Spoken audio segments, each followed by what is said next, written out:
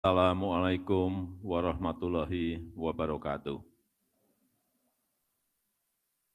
Selamat pagi, salam sejahtera bagi kita semuanya. Shalom, Om Swastiastu, Namo Buddhaya, salam kebajikan. Yang saya hormati Menteri PUPR, Menteri Sekretaris Kabinet, Gubernur DKI Jakarta, yang saya hormati Ketua Umum Dewan Pengurus Pusat Persatuan Perusahaan Real Estate Indonesia, DPP REI, beserta seluruh jajaran pengurus,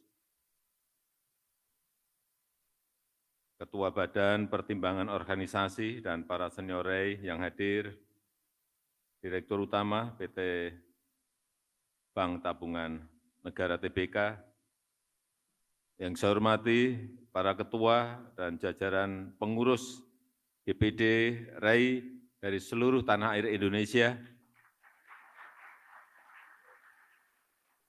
Bapak Ibu hadirin dan undangan yang berbahagia.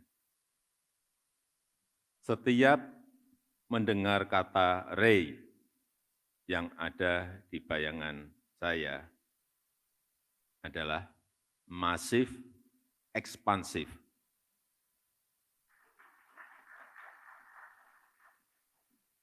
Karena dari sisi anggota di catatan saya, ini tahun 1972, anggotanya 33 perusahaan. Sekarang seperti tadi yang disampaikan oleh Pak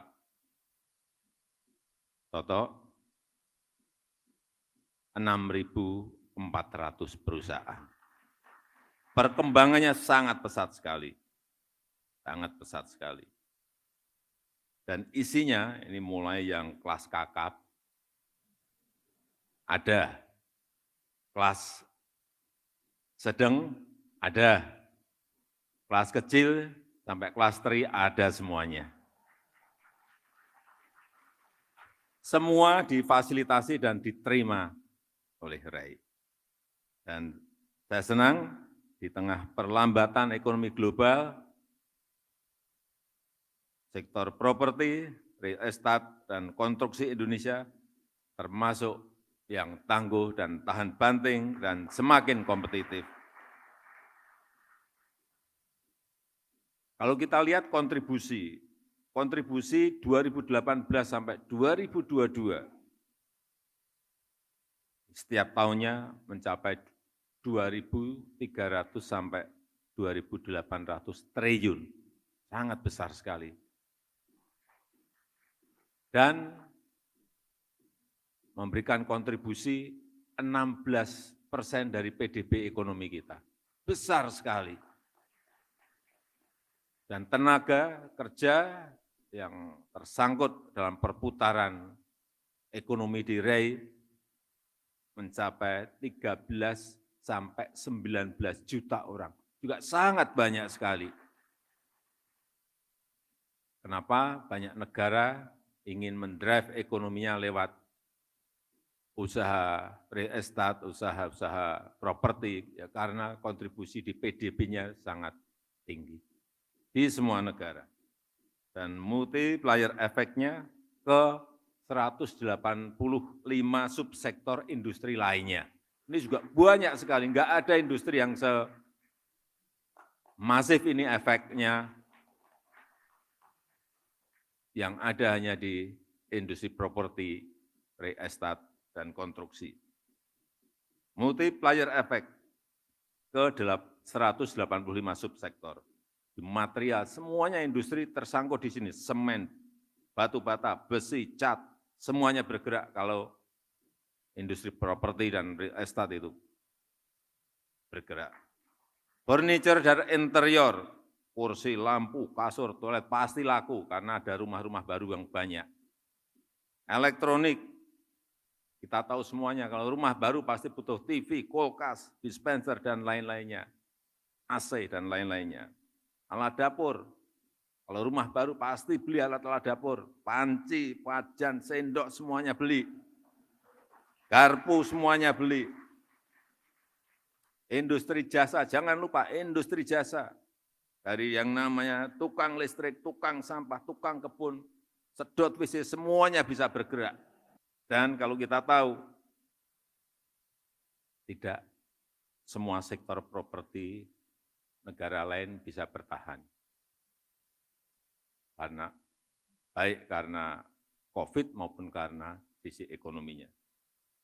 Kita tahu di RRT ada perusahaan properti besar yang ambruk, yang hutangnya ngalahin APBN kita. Hutangnya sampai 4.400 triliun rupiah. Jangan ditepuk tangan nih. Hutangnya 4.400 triliun rupiah. Ada enggak di sini yang hutangnya sampai? Sekali lagi, hati-hati mengenai ini. Sehingga semuanya memang semuanya harus dikendalikan. Berapa backlog kita? Jangan hanya bangun, padahal backlog kita sudah enggak ada misalnya. Enggak bisa. Semuanya manajemen itu harus dikendalikan, harus dikelola. Dan alhamdulillah di Indonesia tidak begitu. Karena kebutuhan kita masih sangat besar. Backlog kepemilikan rumah itu masih 12,1 juta. Ini adalah sebuah opportunity, sebuah peluang yang bisa dikerjakan oleh seluruh anggota RAI. Pertumbuhan KK baru mencapai 700 sampai 800 ribu KK per tahun. Jadi kalau nanti anggota RAI masih tambah, saya kira ya, karena kesempatannya masih banyak. Sekali lagi, pertumbuhan KK baru itu 700.000 sampai 800.000 per tahunnya. Dan yang paling penting, karena kinerja ekonomi kita juga baik.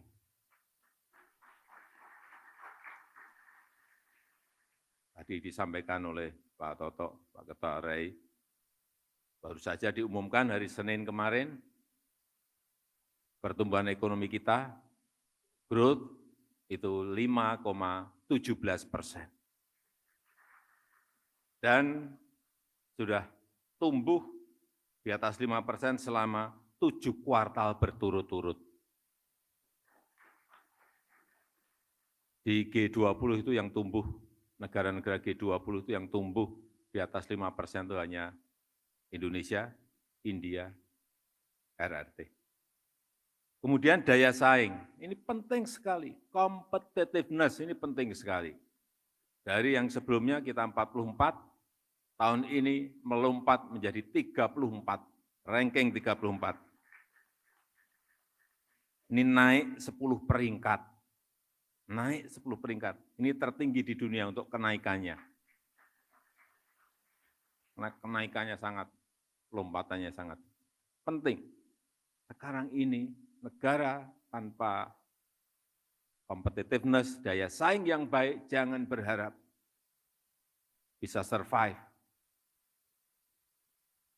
Karena persaingan antar negara ini sangat ketat sekali.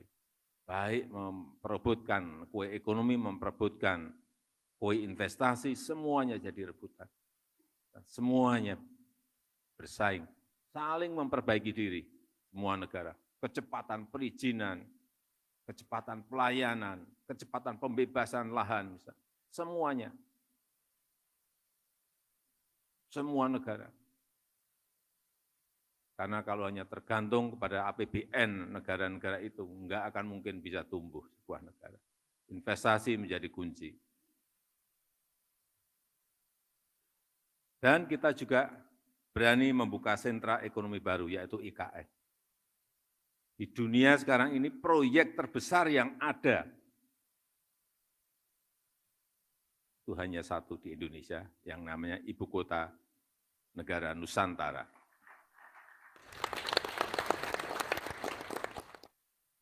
Dan nanti ada Pak Doni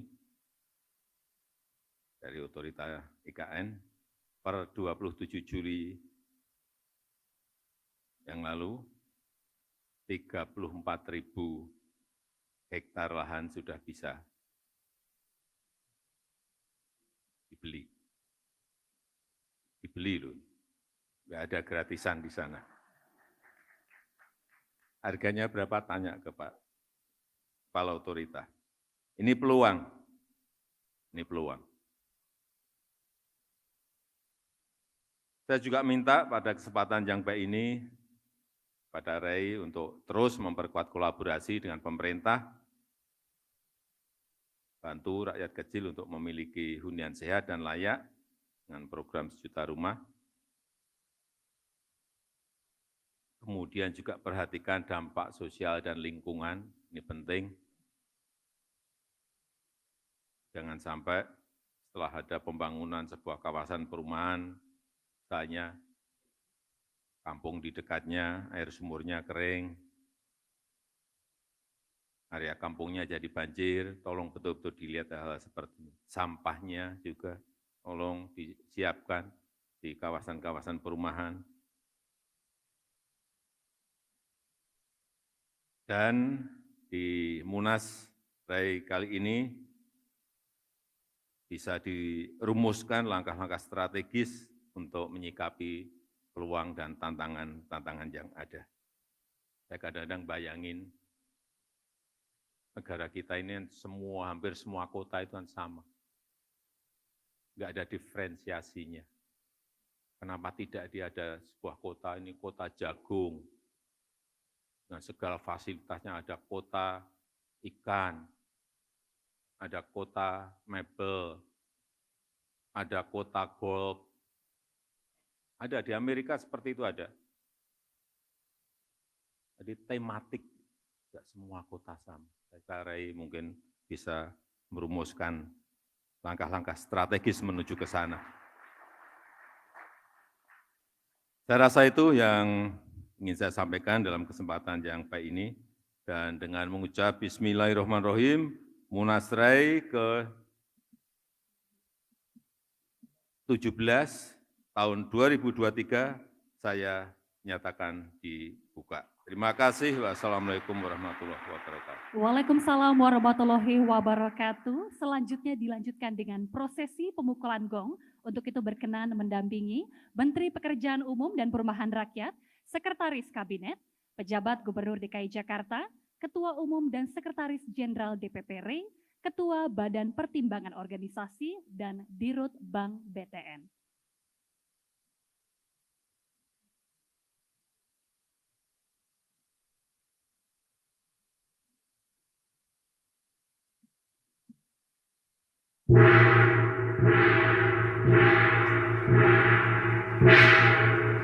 Kita berikan tepuk tangan yang paling meriah dengan pemukulan gong tadi menandakan Musyawarah Nasional RAI ke-17 tahun 2023 resmi dibuka.